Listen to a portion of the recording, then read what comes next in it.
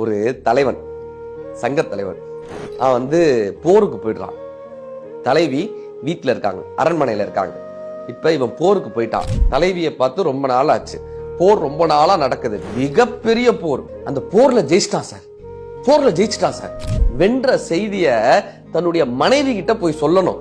எப்படியெல்லாம் நான் சண்டை போட்டேன்னு போய் சொல்லணும். எத்தனை யானைகளை தான் கொன்றோன்னு சொல்லணும். எத்தனை குதிரைகள் தன்னால் வீழ்த்தப்பட்டதுன்னு சொல்லணும். தலைவியை இத்தனை நாள் நான் பார்க்கறப்ப அந்த காதலோடைய மொத்த வேகத்திலையும் இவர் இந்த தேரை ஓட்டிட்டு போறாரு. அவ்வளவு வேகமா அந்த காட்டுக்குள்ள தேரை ஓட்டிட்டு போறாரு.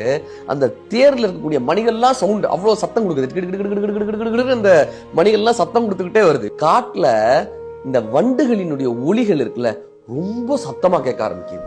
சாதாரண சத்தத்தை விட ரொம்ப அதிகமான சத்தமா இந்த வண்டுகளினுடைய ஓசை, இறைச்சல் ரொம்ப அதிகமா கேட்க ஆரம்பிக்குது. இப்ப இவர் தேரை மெதுவாக்கிட்டு பாக்குறாரு.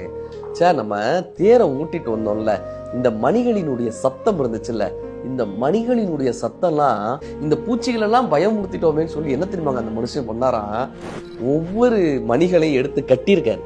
அதுக்கப்புறம் தேரை வேகமா ஓட்டினாராம்.